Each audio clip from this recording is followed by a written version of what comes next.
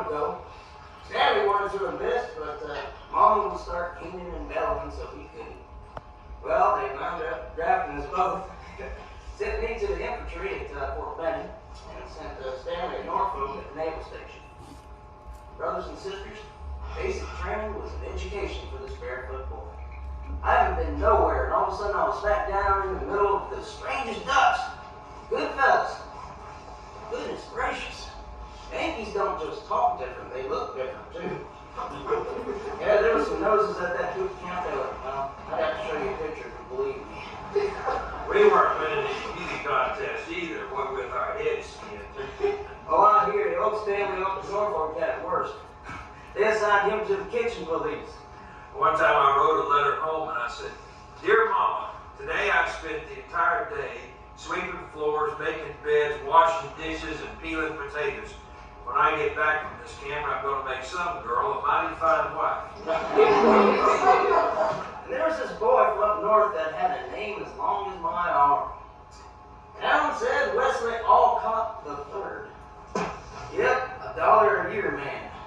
He was so rich he wouldn't even take the pay. Good pay, too. Heck, I was glad to get him.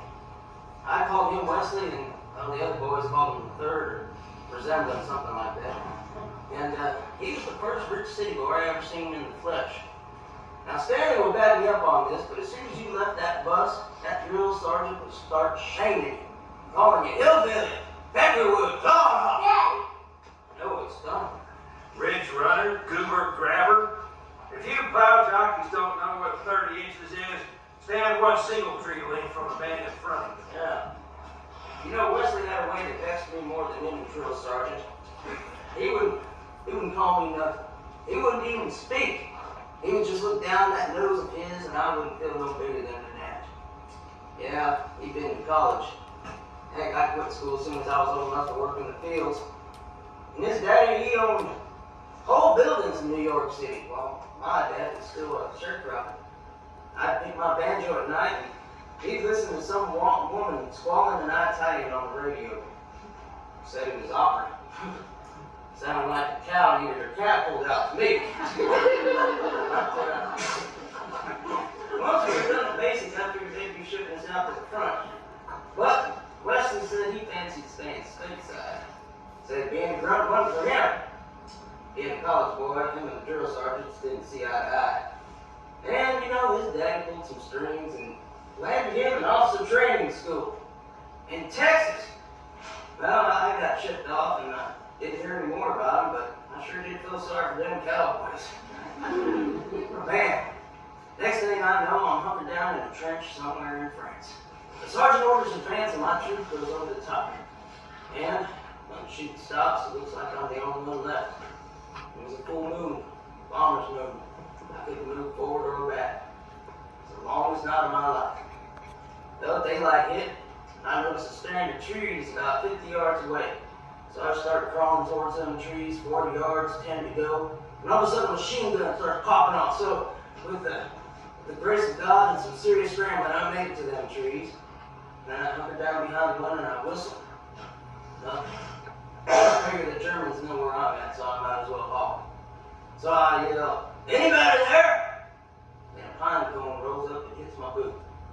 I look up and there's 3 bug crunchers look just like me. Not my unit, no officers, but we're the only ones left. So we make signs to hide behind the biggest tree. And all of a sudden another machine gun starts popping, 2, maybe 3. And bombs start going off. So we're yelling, hollering which way to go.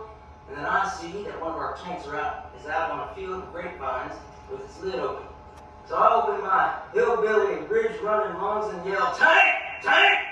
So we run towards that tank and we crawl up the side of there. 1, 2, 3, I'm 4. Right on the floor, quick close the hatch. And we're laughing and slapping, so happy to be alive. And I noticed that number 3 is Townsend Wesley Alcott III. I said, "Ain't you that boy from officer training school?" His eyes got the biggest saucers, and he hugged me like a brother. This boy didn't have 2 words for me in boot camp. Well, back in those days, tanks were strange things. We called them tanks because they looked like water systems. Well, you might as well be sitting in a spaceship for all I'm concerned. I figured there's no way I can start this thing. But Wesley, he said, I can do it. And I said, praise the Lord, this college boy is going to save us. So he starts talking about torque and differential and whatnot. And he goes down there for about, it seems like 5 minutes. And he's talking in a sign. And he ain't even got it started yet. So I said, here, let me give it a try. So I go down there, and I look. Thanks be to Jesus, you know what a tank is? It ain't nothing but a Caterpillar farm tractor with a shovel. I could have cultivated that entire field of grapevines if I had a plow. So I gunned her up and I said, let's stomp some grapes. And I spied out.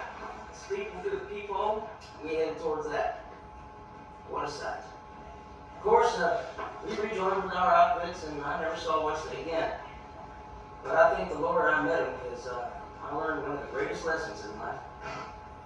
Philippians 2:7 says, But he made himself of no reputation, and took upon him the form of a servant. Amen. Amen. You know, when Jesus came into the world, it wasn't a surprise. People were looking for him. But they were looking for a king on a throne with a crown on his head. But instead, he was born in a stable, amongst animals, an ordinary person. He came to us as the poorest of the poorest. People would take him on faith, not sure. And I was just like them back then. I was looking for a king. I figured that since Wesley had more money in school than me, he was going to save us all. But the Lord didn't lead me to use my good down-home sense. Probably wouldn't be celebrating Christmas beyond today. Let's sing, family.